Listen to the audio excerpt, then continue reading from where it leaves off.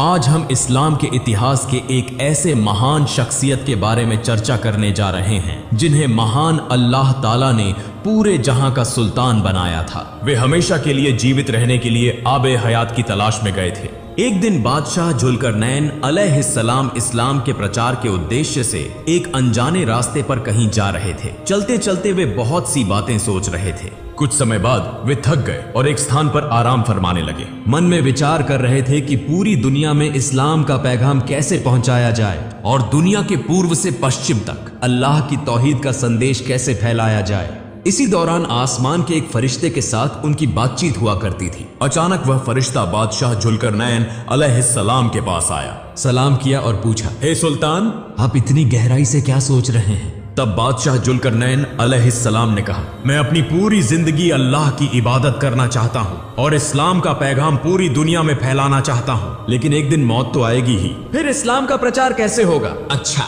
मुझे बताइए, अल्लाह के फरिश्ते किस प्रकार इबादत करते हैं? यह सुनकर फरिश्ते ने कहा, आसमान के फरिश्ते जिस इबादत में लगते हैं कयामत तक उसी में लगे रहते हैं। अगर कोई फरिश्ता रुकू में खड़ा होता है तो कयामत तक रुकू में ही खड़ा रहेगा, और अगर कोई फरिश्ता सजदे में है तो कयामत तक उसी में रहेगा। यह सुनकर बादशाह जुल्करनैन अलैहिस्सलाम बोले, अगर अल्लाह रब्बुल आलमीन मुझे कयामत तक की जिंदगी देते तो मैं भी कयामत तक उनकी इबादत में मग्न रहता, लेकिन क्या यह संभव है? तब फरिश्ते ने कहा, मैंने आसमान में सुना था कि धरती के आखिरी छोर पर कोहेकाफ पर्वत के तल में एक अंधेरी गुफा के अंदर आब ए हयात नामक एक कुआं है। अगर कोई इस कुआं के पानी पीता है तो वह हमेशा के लिए जीवित रहता है। यह सुनकर बादशाह जुल्करनैन अलैहिस्सलाम आश्चर्यचकित हो गए। इसके बाद फरिश्ता सलाम कर वहां से विदा हो गया। बादशाह जुल्करनैन अलैहिस्सलाम सोचते हुए अपने दरबार की ओर लौटने लगे। अल्लाह रब्बुल आलमीन ने बादशाह जुल्करनैन अलैहिस्सलाम को पूरी दुनिया का सुल्तान बनाया था। उन्होंने धरती के मशरिक से मगरिब तक की यात्रा की थी।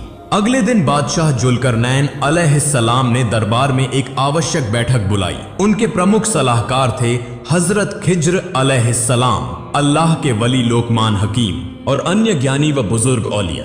बादशाह जुल्करनैन अलैहिस्सलाम ने उनसे पूछा, आबे हयात के पानी के बारे में क्या आप में से कोई कुछ जानता है? तो कृपया बताएं। उपस्थित उलेमा में से एक ने कहा, हुजूर, मैंने हजरत आदम अलैहिस्सलाम के एक नसीहत नामे में पढ़ा कि अल्लाह ताला ने इस धरती पर आब ए हयात नामक एक पाक पानी भेजा है। जो कोई इसे एक बार पी ले वह कयामत तक नहीं मरेगा, लेकिन आब ए हयात के अंधकार की गहराई बहुत अधिक है। वहां जाने के लिए कीमती याकूत और मोती लेकर जाना होगा, नहीं तो रास्ता भटकने की संभावना है। एक अन्य व्यक्ति ने कहा, मैंने भी सुना है कि आबे हयात का पानी दूध से भी सफेद और शहद से भी मीठा है। इसे पीने से कयामत तक जिंदा रहा जा सकता है। यह धरती के आखिरी छोर पर कोहेकाफ पर्वत के तल में स्थित है। तब बादशाह जुल्करनैन अलैहिस्सलाम ने कहा, मेरी हुकूमत की जिम्मेदारी और अधिकार आप सभी को सौंपकर मैं आब ए हयात की खोज में जाना चाहता हूँ। इसके बाद उन्होंने रियासत के संचालन की जिम्मेदारी एक अमीन को सौंप दी और 12 वर्षों के लिए आब ए हयात की तलाश में निकलने की तैयारी की। हजरत खिज्र अलैहिस्सलाम को काफिले का प्रमुख नियुक्त किया गया।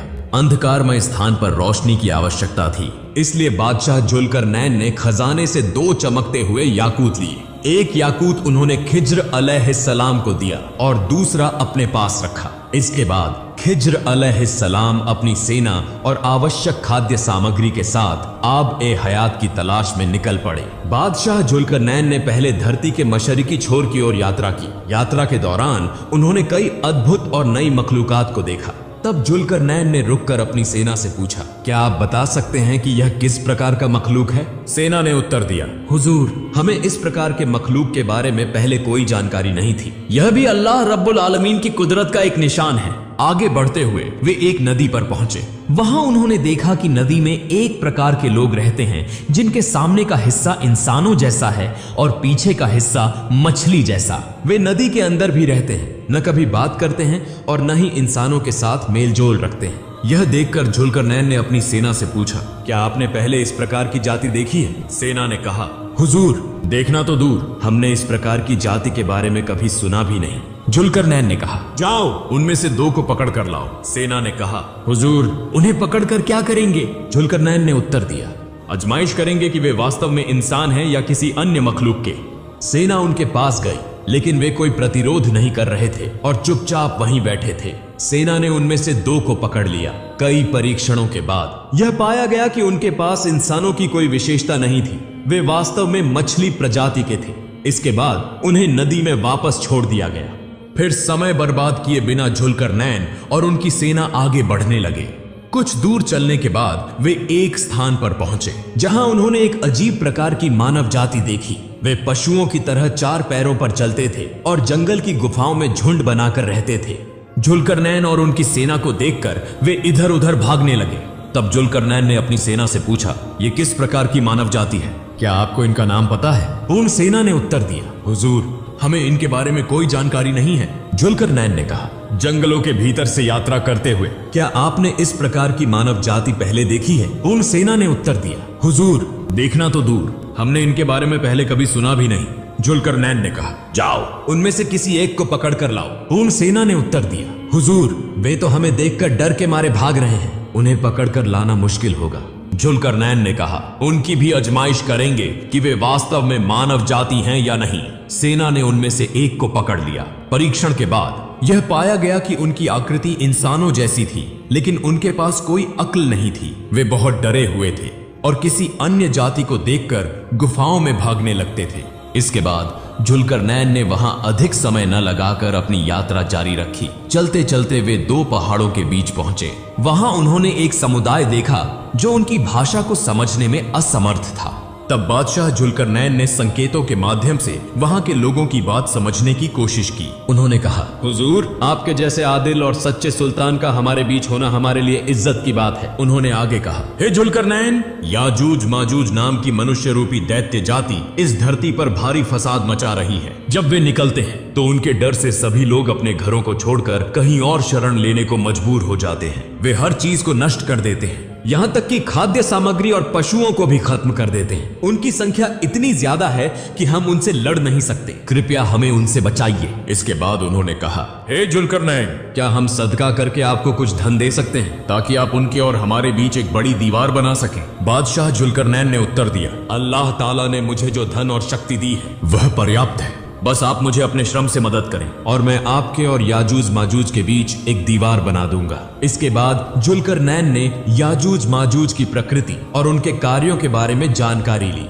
लोगों ने बताया कि उनमें कुछ इंसानों जैसे हैं पर उनकी जीभ बहुत लंबी है। कुछ के शरीर इंसानों जैसे हैं लेकिन चेहरा पशुओं जैसा। कुछ के बड़े बड़े कान हैं तो कुछ के सिर पर सींग होते हैं। फिर जुल्करनैन ने कहा, तुम लोग मेरे पास लोहे की चादरें लाओ। अगले दिन सैनिकों ने मिट्टी खोदकर लोहा और तांबा एकत्र करना शुरू कर दिया। जब दोनों पहाड़ों के बीच का स्थान लोहे से भर गया तो जुल्करनैन ने कहा, भट्टी में आग जलाओ और लोहे को गर्म करो। जब लोहा पिघलकर द्रव में बदल जाए तो उसमें पिघला हुआ तांबा डाल दो। इस तरह वहां एक विशाल दीवार बना दी गई। इसके बाद याजूज माजूज कभी उस दीवार को पार नहीं कर सके। इस काम को पूरा करने के बाद जुल्करनैन ने कहा, यह मेरे अल्लाह का करम है। बादशाह जुल्करनैन की इस ताकत को देखकर वहां के लोगों ने इस्लाम धर्म को स्वीकार कर लिया। हदीसों में उल्लेख मिलता है कि कयामत तक वे याजूज माजूज के अत्याचार से सुरक्षित रहेंगे। हजरत अली रदियल्लाहु अन्हु से वर्णित एक हदीस में कहा गया है कि याजूज और माजूज इस दीवार को प्रतिदिन अपनी जीभ से चाट चाट कर कमजोर करने की कोशिश करते हैं। दिन ढलने के करीब वे सोचते हैं कि अगली सुबह इसे खत्म कर देंगे, लेकिन जब वे सुबह फिर से दीवार के पास पहुंचते हैं तो वह दोबारा पहले जैसी मजबूत हो जाती है। इसके बाद जुल्करनैन और उनकी सेना उत्तर की ओर बढ़े।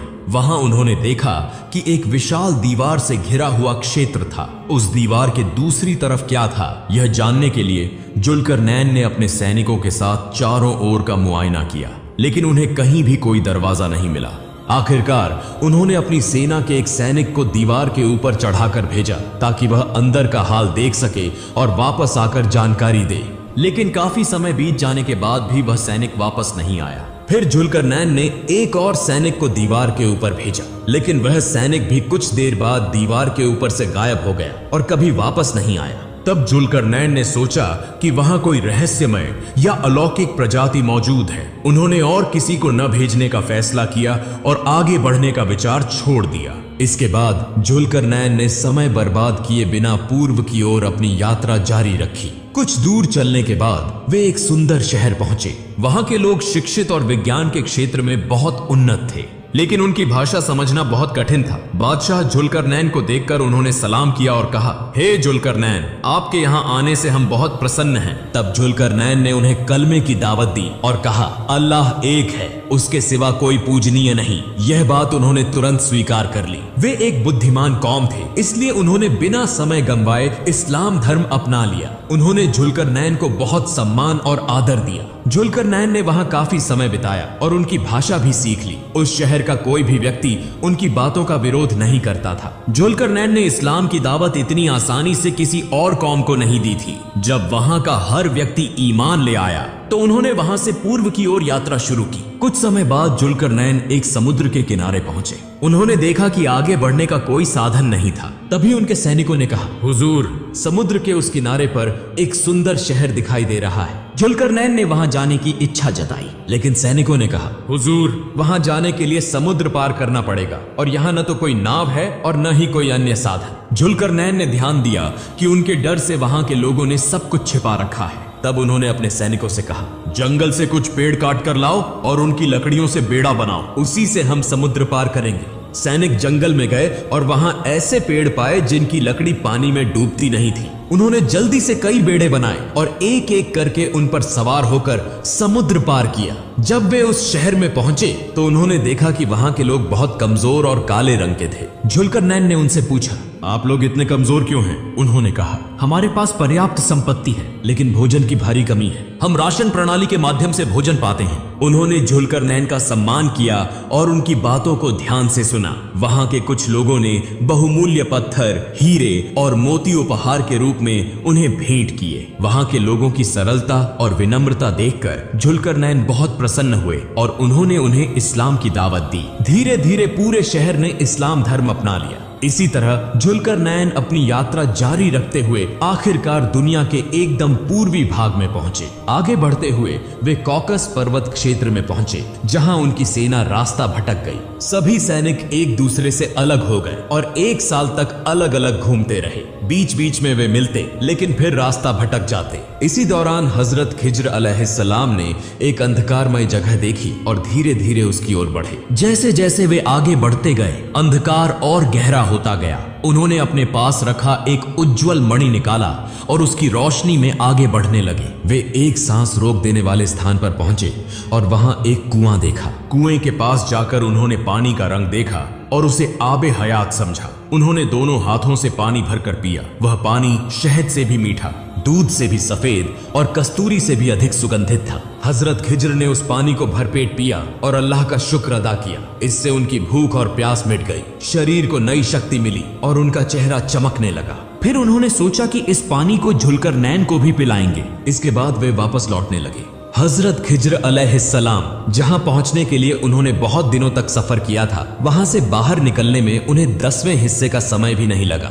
बहुत कम समय में वे अंधकार से बाहर आ गए और जुल्करनैन को ढूंढने लगे। लंबी तलाश के बाद उनका सामना कुछ सैनिकों से हुआ। सैनिक खिज्र अलैहिस्सलाम को पहचान नहीं पाए। उन्होंने पूछा, आप कौन हैं और इस अंधकारमय स्थान पर क्या कर रहे हैं? खिज्र अलैहिस्सलाम थोड़ी देर तक चुप रहे, फिर कहा, मैं खिज्र अलैहिस्सलाम हूँ। सैनिकों ने कहा, हम आपको पहचान नहीं पा रहे, आपकी सूरत इतनी बदल कैसे गई? तब खिज्र अलैहिस्सलाम ने बताया, मैंने आबे हयात के पानी का सेवन किया है। आबे हयात पीने के बाद खिज्र अलैहिस्सलाम का चेहरा इतना उज्जवल हो गया था कि उनकी पुरानी सूरत से कोई समानता नहीं रह गई थी। इसलिए उन्हें अपनी पहचान बतानी पड़ी। उन्होंने सैनिकों से पूछा, जुल्करनैन कहाँ हैं? सैनिकों ने कहा, वे 1 साल पहले हमसे अलग हो गए थे और कहाँ गए इसका हमें कुछ पता नहीं। दूसरी ओर जुल्करनैन अलग थलग पड़े, बहुत दिनों तक रास्ते भटकते रहे और आखिरकार एक अंधेरी गुफा में प्रवेश किया।